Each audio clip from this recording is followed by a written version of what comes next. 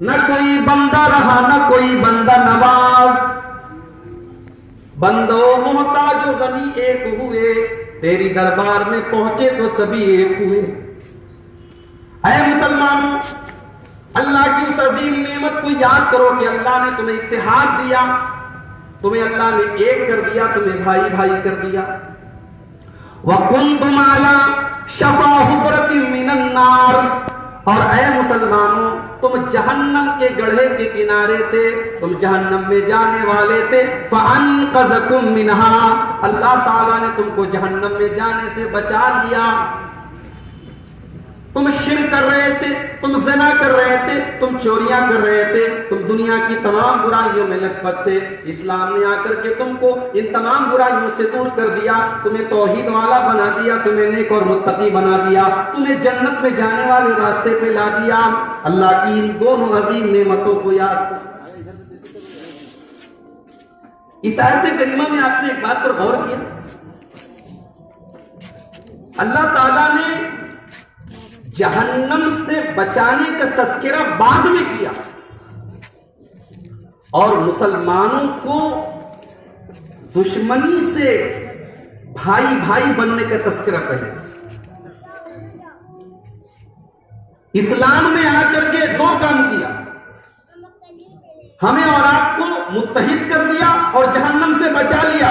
اللہ نے جہنم سے بچانے کا تذکرہ بعد میں کیا اور بھائی بھائی بنانے کا تذکرہ پہلے۔ اتحاد اتنی عظیم نعمت ہے اللہ تبارک و تعالیٰ کی کہ جہنم سے اللہ نے بچانے کی بات بعد میں کی ہے، پہلے اتحاد کی بات۔ اسی لیے اللہ تعالیٰ سورہ انفال کے اندر فرماتا ہے اپنے نبی کو، اپنے رسول کو خطاب کرتے ہوئے، هو الذی ایدک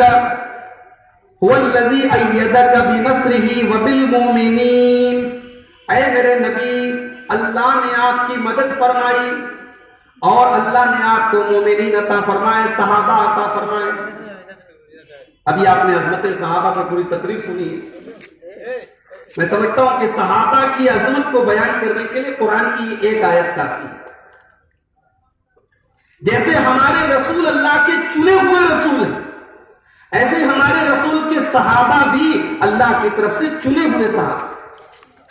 کسی اور رسول کو ایسے ساتھی نہیں ملے، ایسے کمپینین نہیں ملے، ایسے صحابہ نہیں ملے جو جناب محمد رسول اللہ صلی اللہ علیہ وسلم۔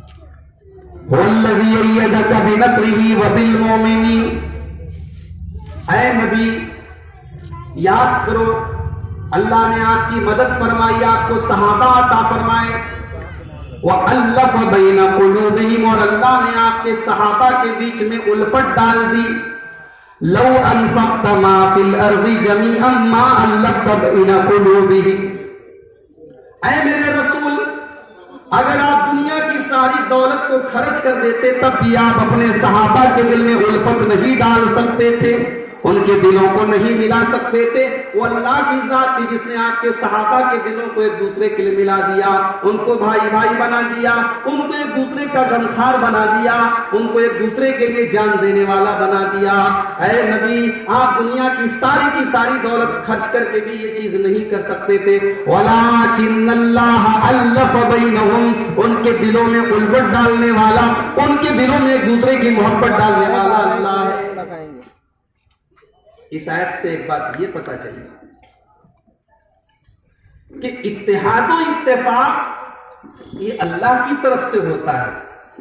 اگر ہم چاہتے ہیں کہ ہمارے گھر کا اختلاف ختم ہو جائے، بھائی بھائی کا جھگڑا ختم ہو جائے، تو ہمیں اللہ سے دعا بھی کرتے رہنا چاہیے، اس لیے کہ دل میں الفت ڈالنے والا، دل میں ایک دوسرے کی محبت ڈالنے والا اللہ۔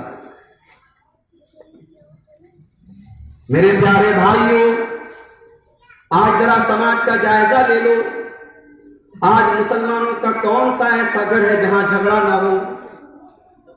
گھر گھر میں جھگڑا ہے، پڑوسی کی پڑوسی سے نہیں بن رہی ہے، بھائی کا بھائی سے مقدمہ چل رہا ہے، باپ اپنے بیٹے سے بات نہیں کر رہا ہے، ماں اور بیٹے میں تو میں ہو رہی ہے، ساس اور بہو میں تکرار ہو رہی ہے۔ ہر گھر آج جھگڑے اور لڑائی کا گھر بن چکا ہے۔ اختلاف، گھر کے لیول پر آپ دیکھیں، سماج کے لیول پر دیکھیں، محلے کے لیول پر دیکھیں، ہر گھر آج جھگڑے اور لڑائی کا گھر بن چکا ہے۔ اختلاف، گھر کے لیول پر دیکھیں، سماج کے لیول پر دیکھیں، محلے کے لیول پر دیکھیں، ہر گھر آج جھگڑے اور لڑائی کا گھر بن چکا ہے۔ ہر لیول پر آج اختلاف موجود، جبکہ ہونا کیا چاہیے تھا۔ آئیے 2 حدیثیں آپ کے سامنے رکھتا ہوں کہ مسلمانوں کی سوسائٹی کیسی ہونی چاہیے۔ مسلم شریف کی روایت ہے، اللہ کے پیارے نبی صلی اللہ علیہ وسلم فرماتے ہیں حق المسلم علی المسلم 6، ہر مسلمان کا دوسرے مسلمان پر 6 حق ہے، ہر مسلمان کا دوسرے مسلمان پر 6 ادھیکار ہے، 6 حق ہے۔ نمبر 1، اذا لقیتہ فسلم علیہ، جب بھی تمہارا مسلمان بھائی تم سے ملے تو تم سلام کرو، جب بھی ملاقات ہو سلام کرو، وہ تمہارا رشتہ دار ہو یا نہ ہو، وہ تمہاری جان پہچان کا ہو یا نہ ہو، مسلمان بھائی ملائے، راستے میں مل جائے، ٹرین پہ مل جائے، بس میں مل جائے، اذا لقیتہ، جب بھی تم اس سے ملاقات کرو، فسلم علیہ، یہ پہلا حق ہے کہ سلام کرو۔ نمبر 2، وَإِذَا دَعَاكَ فَأَجِبْهُ، اور جب تمہارا مسلمان بھائی تم کو دعوت دے، اور دعوت کسی گناہ کے کام میں نہ دے، کسی حرام چیز میں نہ دے، کسی شرکیہ چیز میں نہ دے، جائز چیز ہو، وَإِذَا دَعَاكَ، شادی میں دعوت دے، عقیقہ میں دعوت دے، ولیمہ میں دعوت دے، وَإِذَا دَعَاكَ فَأَجِبْهُ، تو دعوت قبول کرو۔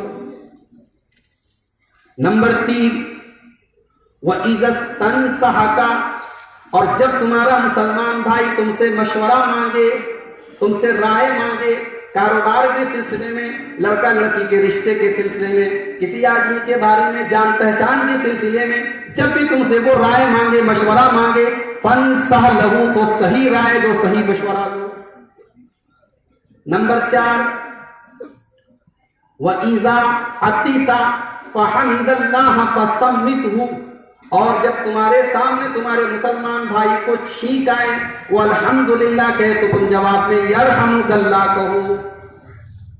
وَإِذَا مَرِضَ فَعُودْهُ، اور 5ویں چیز یہ ہے کہ جب تمہارا مسلمان بھائی بیمار ہو جائے، بستر پڑ جائے، تو تم اس کی عیادت کرو، اس کی حال چال لینے کے لیے، بیمار پرسی کرنے کے لیے جاؤ۔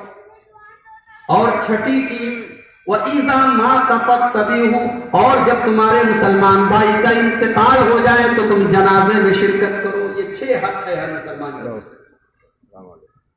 اب آپ غور کریں، جب آپ کسی سے سلام کریں گے، آج جب کسی سے جھگڑا ہوتا ہے تو سب سے شروعات کس سے ہوتی ہے؟ اس سے سلام کلام ہوتا ہے۔ یہ 6 حق ہے۔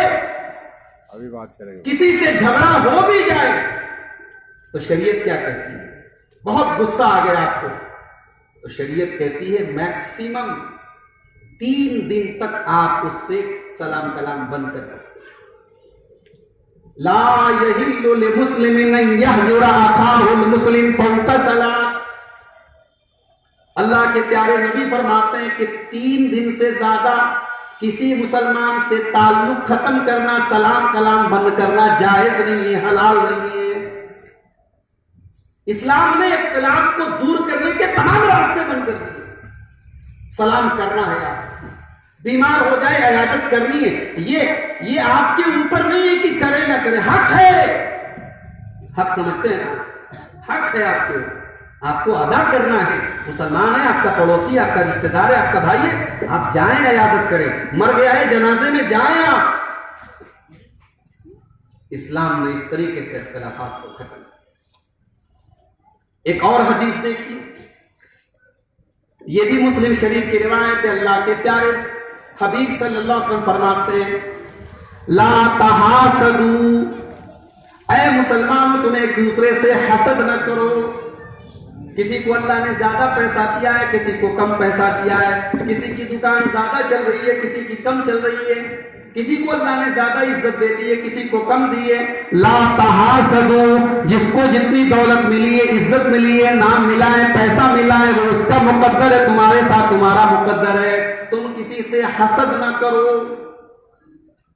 ولا تناجشوا، اور کسی مسلمان کی بولی پر تم بولی نہ لگاؤ۔ اس نے کسی سامان کی بولی لگا دی ہے، دام لگا دیا ہے، تو تم دام لگا کر کے اس کی بولی کو خراب نہ کرو، اس کا ٹرانزیکشن رد نہ کرو، اس کا سودا ختم نہ کرو۔ वला तबागजू, और एक दूसरे से नफरत न करो, वला तदाबरू, एक दूसरे को देखकर पीठ न फेरो। आज होता है कि नहीं? मैंने तो यहां तक लिखा, झगड़ा हो जाए किसी से तो उसके बगल में, उसके बाजू में खड़े होकर लोग नमाज नहीं पढ़ते, इतनी नफरत हो जाए। रास्ते में नजर आ जाए तो रास्ता बदल देते हैं। अल्लाह के प्यारे नबी फरमाते हैं वला तदाबरू, एक दूसरे को देखकर तुम पीठ न फेरो, वला यबी बाज़ुकुम अला बई बाज़िन, और जब तुम्हारा कोई मुसलमान भाई किसी सामान को खरीद ले, सौदा हो जाए तो तुम सौदे को खराब न करो। देखो कारोबार में भी झगड़ा इसीलिए होता है, कारोबार में भी झगड़ा इसीलिए होता है कि